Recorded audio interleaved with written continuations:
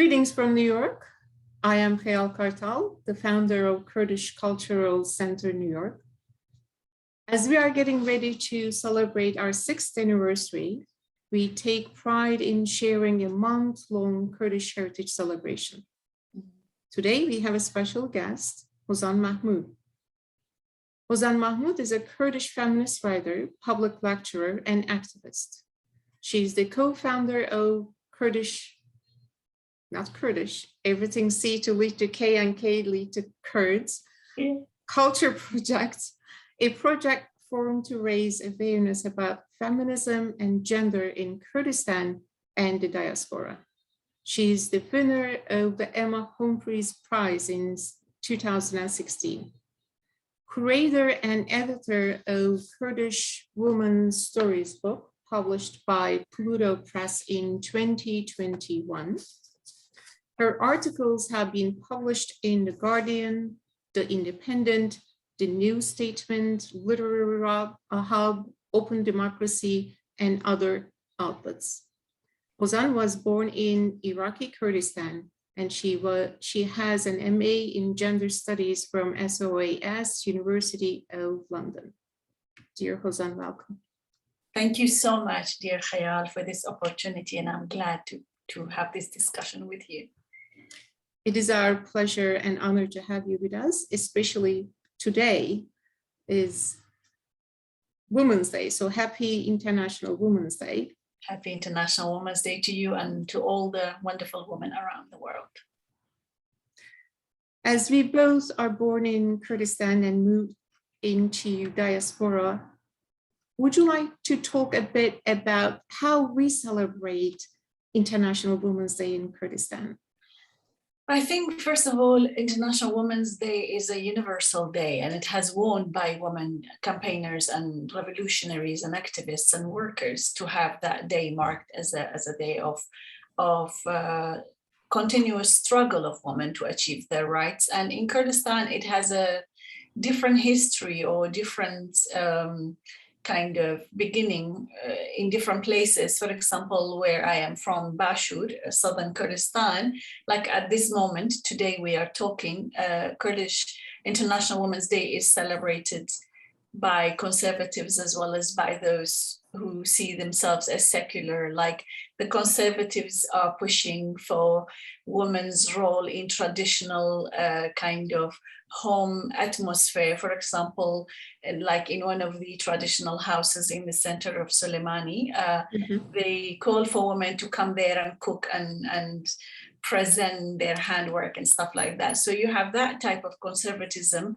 which actually adapted the day and kind of de-radicalize it and turn it into a traditional way of women to celebrate only housework and craft and stuff like that, where you have other people, writers, activists, feminists, who emphasize that this is a very specifically revolutionary day for women's rights and so on. Whereas you have in Bakur, in North Kurdistan, like when women are demonstrating and calling for their rights, they do it at a gunpoint with the state, apparatus, and then they are banned sometimes from having a demonstration or gathering to celebrate and mark that day as an International Women's Day. So I think there are differences. And in Rojava, obviously, they are doing it also in a revolutionary way, whereby women have achieved and have won the war against ISIS. So I think there are different ways. And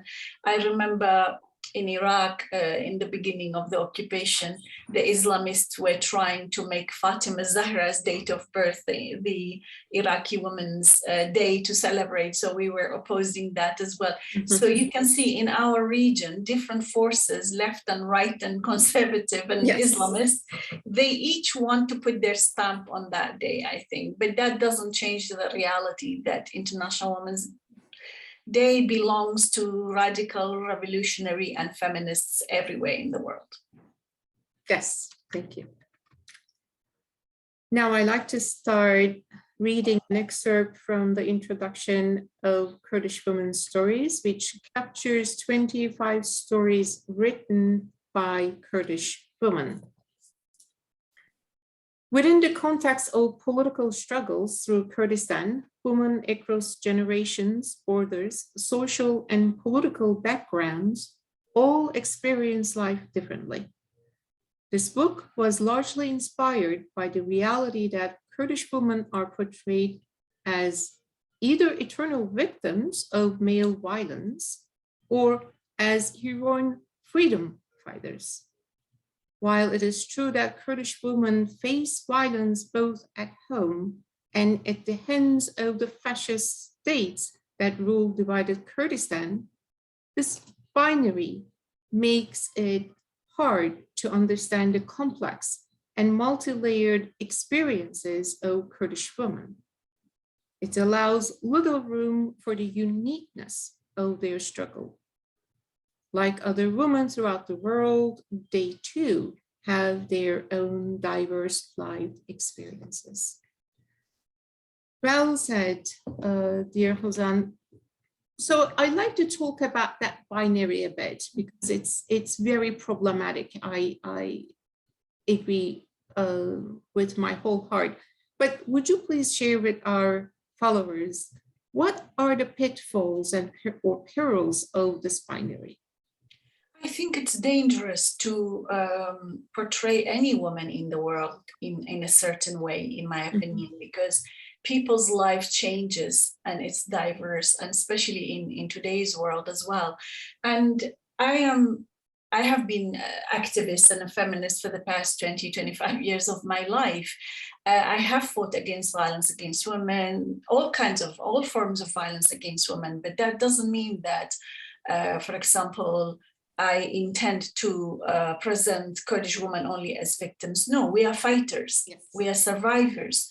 And once there's violence against women, that doesn't mean that you have to kind of be a victim forever. I don't like this type of terminology and this type of condition where I think mainly in Western capitalist world, they just want to disempower women by saying like, you are a victim of violence, you are a victim of that, as if victimhood is a static, is a non-changeable status, which isn't. So many Kurdish women have changed their life. So many of us have gone through violence, family violence, state violence, society violence, religious violence, or harmful practices, but that doesn't mean that we are forever victims. We fought and we keep on fighting. And on political level as well, unfortunately, I would say that we like armed struggle is a feature of being Kurdish, unfortunately. So being a woman in an armed struggle, it doesn't mean that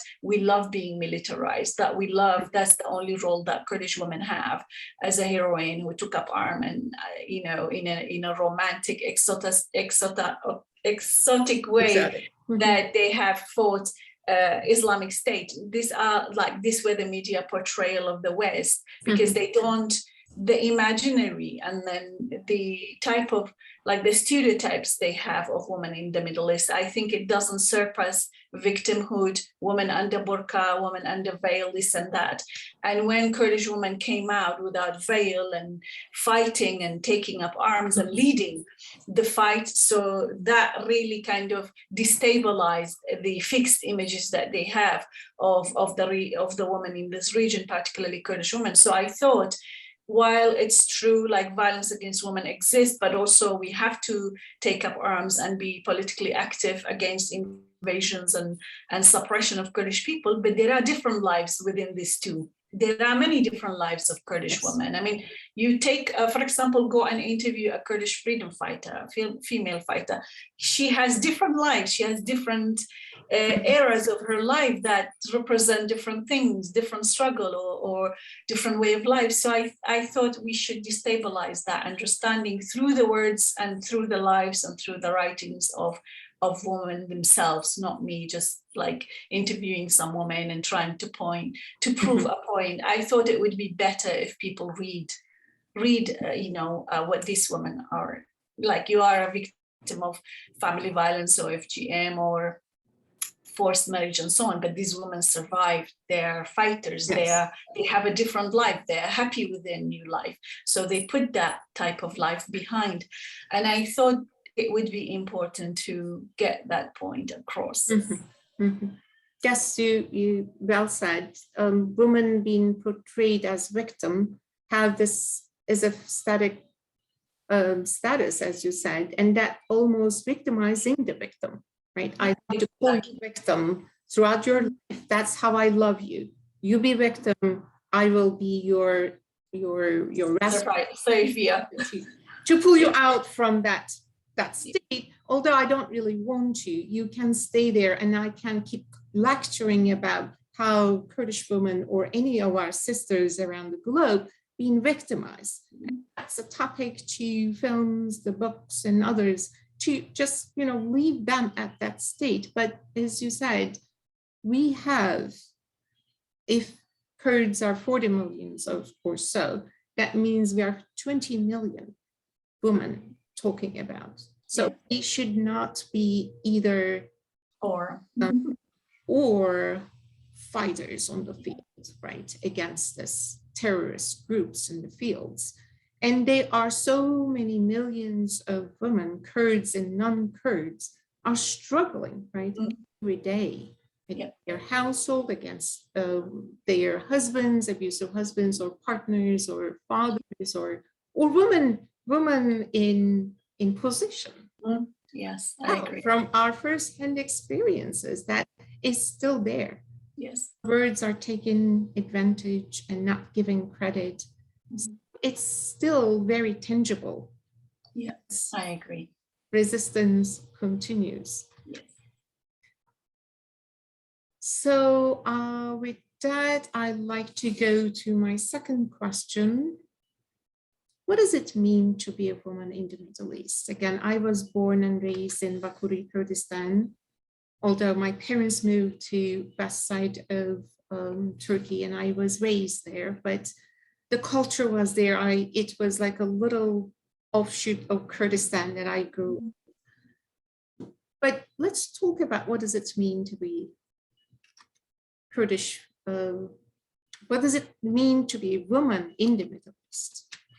I think it's a little bit broad topic, but I think there's a lot of similarities in terms of women's lives in the region, because most of us are struggling against patriarchy, against outdated religious and conservative norms and values.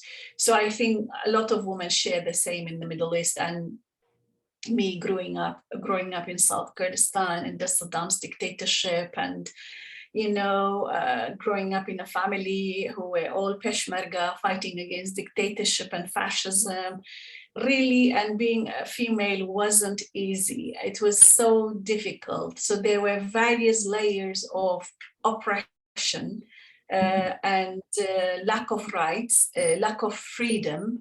I remember under Saddam's regime, we had no access to anything outside of that border, and the state television, and how we were bombarded with propaganda all the time. Even women's roles was kind of, again, dictated by the regime, how Iraqi women should be, how this and how that.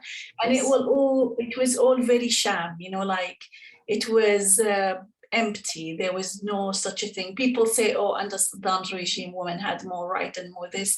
To me, that's bullshit, to be honest with you, because the regime, whenever they needed to educate women, would educate some women to fulfill the labor market. And whenever they don't need, they push them back to their homes or to kill them and behead them. And what they did, so I think really the freedoms that such fascistic regime, so-called freedoms, they provide is not for us. They open up the door as much as they want, and they can close it at any time. And I think it's a trap to say that under dictatorships, women have rights. I think that's a really big trap. And I think as a Kurdish woman, I have always spoken about that, against it as well. So I think it's very tough. You become a tough person, in my opinion, that you have resistance against different forms of oppression from a very early age. Unfortunately, it becomes a repetitive theme of your life. You almost have to struggle for everything. But at the end, I think it will also make you very strong, and it makes you you know, by the time you grow up, you become stronger and stronger, and you think nothing matters anymore, nothing is difficult anymore. And I think, well, unfortunately, so many women get killed as well on the way to fight for their own freedoms as well, and to live somehow a little bit of freedom that they want. As we speak, just yesterday, another young girl who wanted to be free and who wanted to have a life of her own, she was killed in Iraqi Kurdistan. And I think these are the martyrs of freedom, in my opinion. These are the women who really don't want to live the lifestyles that governments or regimes or the societies kind of, you know, try to dictate over us, try to make us submit. And I think there are so many women that they choose not to become submissive, and that they continue to fight and to struggle for themselves as well as for other women. And I think that has been part of my life growing up as a Kurdish woman. Thank you. My next question is, what is the Kurdish women's role in democratization in the Middle East and contribution to feminism in general? I think it's Kurdish women have struggled for a very long time, and both within political parties and outside political parties. And it's important to say that for me, I have a lot of criticism about the women's political participation, at least in Bashur, where I'm from, because it has mainly acted as a how you say, decoration for the patriarchal system. Give them face, but exactly, and the substance isn't really felt. I mean, their participation hasn't contributed to basically the rights and freedoms for other women, or they haven't been outspoken. I mean, they have power, they have posts, they have positions. They could have really fought for women's rights, or they could have walk out or do something about all the killings and all the oppressions of women. But unfortunately, their own position has always been more important than the lives of hundreds and thousands of other women, ordinary women in society. So I'm very critical about that type of so-called participation of women in politics, which has no radical or revolutionary stance or ideas. But I think when you look at Rojava and Bakur, I think they have really proved to be more female-centered, like their ideas, their way of thinking, their strategies, their projects to advance women's rights. I think it has been different, and I think it's very revolutionary, and I see a hope in that. And I hope that type of feminism or fighting for women's rights continues to spread, and that women learn how to organize, even if they are part of political struggles or political parties, but to have that consciousness to not forget the women in the wider society, and to widen the struggle and their presence, to include other women and to include the fight for other women's rights as well. You reminded me of a scene from dictator Erdogan's talk. I think there was a meeting, almost all of them were men, talking about women's rights and women's organizations. And they were right before they were going to take a picture of the day. Erdogan says, bring me a woman, bring women to the picture. It's good. It is that obvious that merely their presence in that picture is enough. All the decision, all the authority are still held by men, and they only need us to take photo to show to Western democracies that Erdogan's regime still has some democracy. They care about women's rights. You see women even becomes ministry in his administration, but this just tells us so much that what is the woman's role in his regime, right? It's so heartbreaking that seeing our sisters engaging in these positions and really doing nothing. And there was another heartbreaking reality that one day we heard this horrific news that men were raping little kids in an orphanage, and head of that family and family protection something ministry was a woman. And she said, well, we are not giving up on the organization. Things could happen. Yeah. And that's that. You know, that's then our side, nourishing, nurturing, giving birth, even taken away from that power, hunger. And we unfortunately, some of women consume into that black hole that keeps nothing. Yeah, I totally agree with you. And unfortunately, a lot of states in the Middle East or political parties employ that type of strategy, using women as a facade, using women as a decoration, using women to say, we have women in our ranks, we have women in this post, we have the women in parliament, in this and that. But actually, these women are trapped in the networks of patriarchy. And it might be useful for them to have that post in terms of income and a better life and luxurious life, but only for them. So I think that's a trap of patriarchy. And unfortunately, a big number of women, both in Europe and other countries, fall into that trap. And the only thing they have is their look as a female. And that's all because they're part of the networks of patriarchy, and they reproduce patriarchy within those from their position there as a woman, which is sad and shame as well. But, you know, women also belong to different types of classes, you know, women of the upper classes and the bourgeois classes, obviously, they have nothing in common with those who have no jobs, who have no resources, no family connections, no anything like that, who would identify. They cannot identify or associate with these women. So they wouldn't even know how they live, or to lead a poor life, or to not have a roof over your head. They don't have these experiences and they don't care.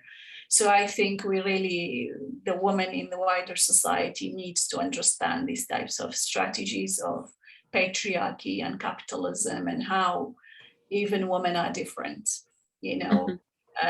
Me as a worker, I have nothing in common with a bourgeois woman. I mean, this has been like that historically, and I think it hasn't changed. Having more women in parliament haven't really changed much for poor ordinary women.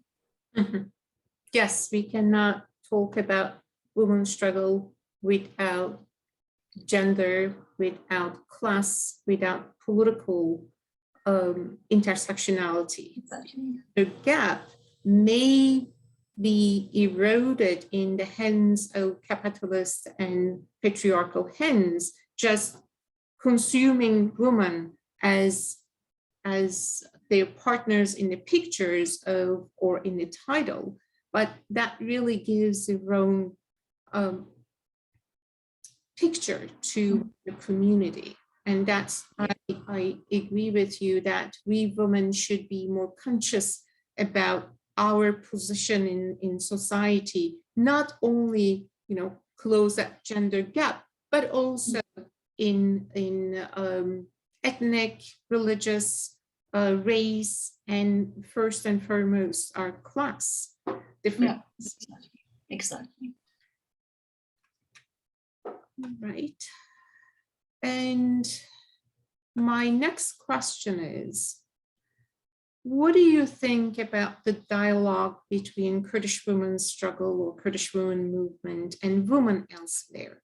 How strong is that tie is, and what else can be done to strengthen the ties? I think I cannot speak on behalf of Kurdish women's movement, because, as you know, the divided Kurdistan and each part has their own specific forms of organizing and mobilizing.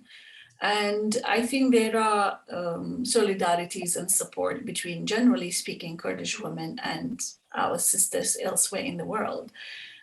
Like I myself have a lot of contacts and support, and like whenever I had campaigns or anything like that, I have reached out to various feminist organizations and feminist activists, and they have always been there. And I think in the case of Rojava as well, I have facilitated a lot of support between feminists that I know and the organizations that I know to mobilize support for Rojava. So I think there is that type of support and solidarity, and I think we need to strengthen that, and we need to reach out more to kind of exchange experiences and ideas and how, because I think even us as Kurdish women, we are part of a worldwide struggle for women's rights and freedom and dignity. And I think there's a lot in common. Women have a lot in common, you know, despite differences, similarities, as well as the context that might be different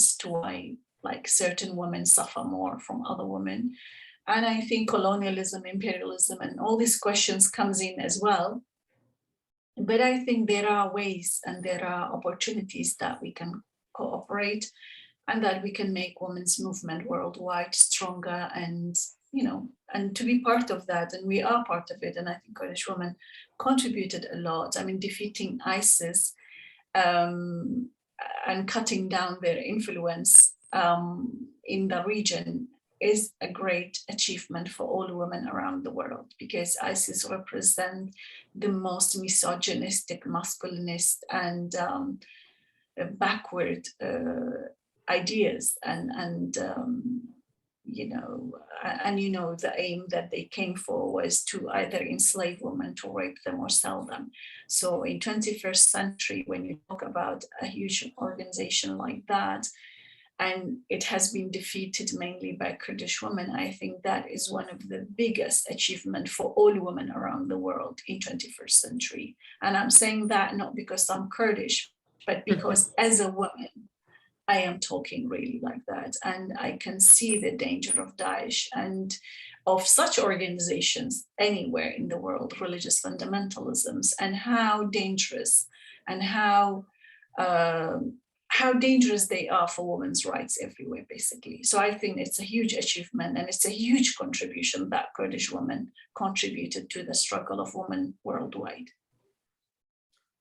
Last year, on our 5th anniversary of Kurdish Film Festival in New York, our opening night film was The Return of ISIS Women. Mm-hmm. And that is a documentary filmed by woman Alba Satora.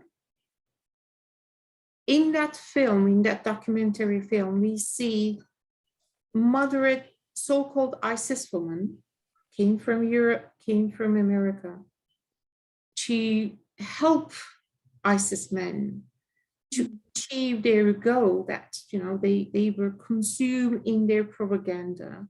And again, these are the moderate ones.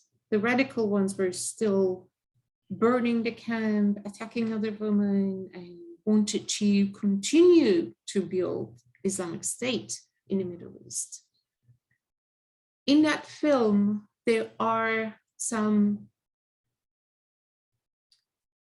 scenes that are hard to come to terms with, because Kurdish woman is part of this program to make these women, moderate women, to return to life, right? Because they've been traumatized, they've been also raped, they've been also betrayed by men. They also see things that no human being should ever subjected to see. Yeah. As they are healing or trying to have them back to life, they also go through struggles, soul searching. At one point, we see Kurdish women saying out loud, "Why am I even helping them? They help these monsters to kill my neighbors, kill my cousins, kill my my closest girlfriend." But we see how women still strong, right? Still adamant to do something for those women who showed some way that they regret what they've done, and they have little kids, and there is no one else but Kurdish women there helping them.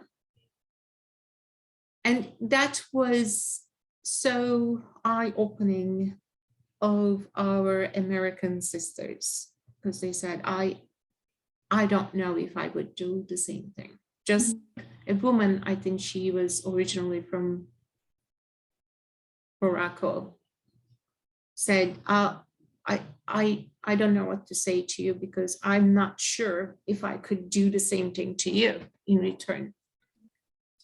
So this behavior, this discipline, this movement really gives us the hope, right?